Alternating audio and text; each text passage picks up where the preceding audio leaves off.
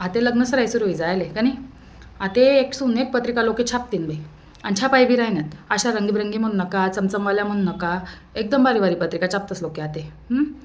आणि त्या पत्रिकावर एक गोष्ट लोक आवर्जीसन करतस, एकदम टाकतस, ते म्हणजे श्री गणेशाय नमः. ते गोष्ट कोणीच विसरत नाही. आपण गणपती बाप्पासना फोटो बी रास.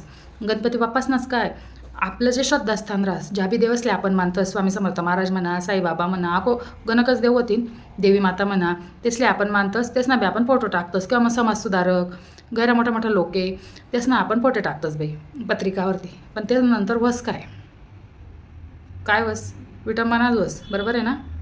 त्या पत्रिका आपण जसं बी कोणले देतोस त्या डायरेक्ट जाडा पुंजा जातेस, नाही तर मग दाखलला पुरे फाट टाकतस, नाही तर लाईट जाऊ द्या तुम्ही सहज कोणी बी आवागाला लिहिलेस.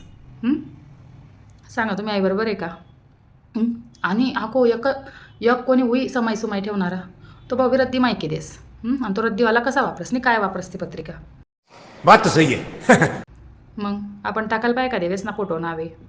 सांगा बरं का तुम्ही. मला माहिती आहे मन आहे ते समतून ना मत बदली, पण प्रथा काही बदलाव नाही. पण एक मन मावू ना मी सांग आखो आते तरी नाही, पण पहिलं होतं एखादं बाबांना नाव, मामांना नाव, काकांना नाव टाकान राही घेतो असा बशी. आता ना बघितलं काही नाही बुवा त्यानं नाव टाका नका टाका, पण पहिले असं होतं. उलट त्या लोकेच नाही तर असे धन्यता मानायला पावते देव पा की देव बा बरं जाय मग नाव जाडे पुंजे जेव्हापासून वाची जायला बुवा असं. बरोबर आहे का नाही. जाऊ द्या.